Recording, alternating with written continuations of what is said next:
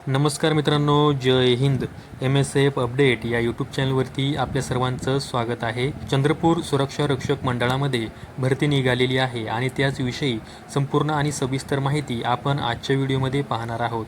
यासाठी तुम्हाला हा व्हिडिओ शेवटपर्यंत पाहायचा आहे, जेणेकरून या भरतीविषयक जे काही महत्त्वाची माहिती आहे ती तुम्हाला या व्हिडिओच्या माध्यमातून मिळणार आहे.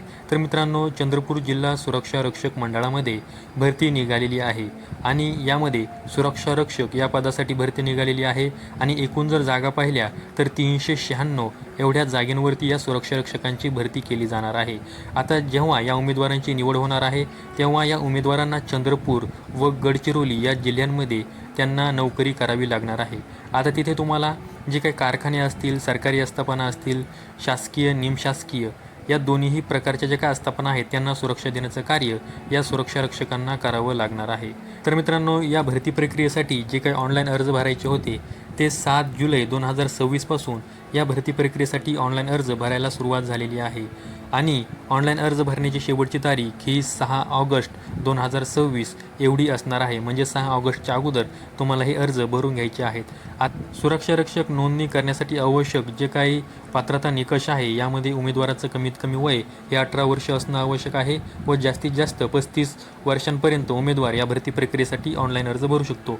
आता हे जे तुमचं वय आहे हे 6 ऑगस्ट 2026 पर्यंत हे मोजलं जाणार आहे.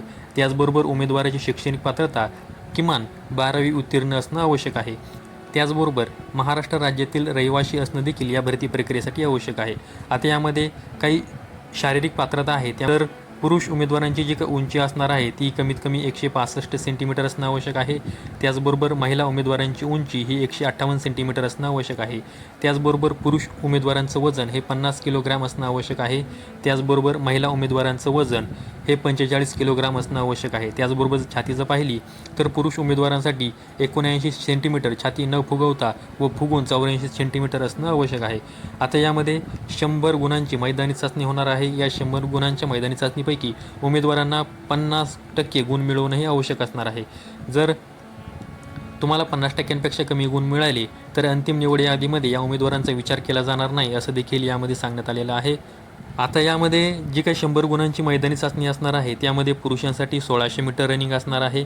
त्याचबरोबर 100 मीटर धावणे देखील असणार आहे आणि त्याचबरोबर गोळाफेक देखील असणार आहे. म्हणजे जे काही पोलीस भरतीचे इव्हेंट आहेत तेच महिलांसाठी आणि पुरुषांसाठी असणार आहेत. महिलांसाठी जर पाहिलं तर 800 मीटर रनिंग, त्याचबरोबर 100 मीटर धावणे आणि त्याचबरोबर गोळाफेक हे इव्हेंट असणार आहेत.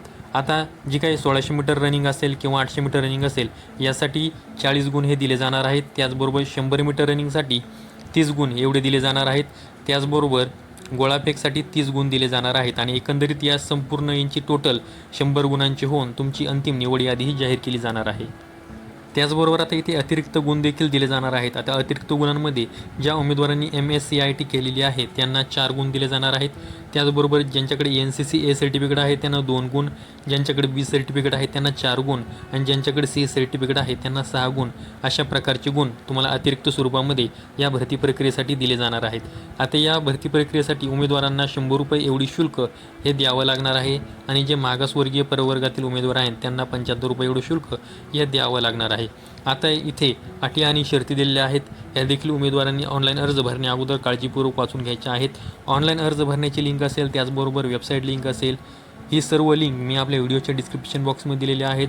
त्या उमेदवारांनी काळजीपूर्वक पाहून घ्यायचे आहेत व तिथून तुम्हाला त्या वेबसाईटला देखील तुम्ही भेट देऊ शकता.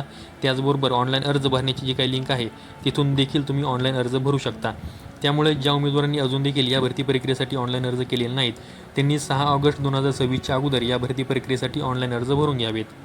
तर मित्रांनो, या भरतीविषयक जर तुम्हाला काही अडीअडचणी असतील तर व्हिडिओच्या कमेंट बॉक्समध्ये कमेंट करून नक्की सांगा. त्यावर देखील माहिती देण्याचा मी तुम्हाला प्रयत्न करेन आणि अशाच माहितीसाठी आपल्या MSF अपडेट या यूट्यूब चॅनलला सबस्क्राईब करून ठेवा. शासकीय भरती असेल, निमशासकीय भरती असेल, त्याविषयी जी काही महत्त्वाची माहिती असते ती मी आपल्या यूट्यूब चॅनलच्या माध्यमातून आपल्यापर्यंत पोहोचवण्याचा प्रयत्न करत असतो. संपूर्ण व्हिडिओ पाहिल्याबद्दल सर्व मित्रांचे धन्यवाद.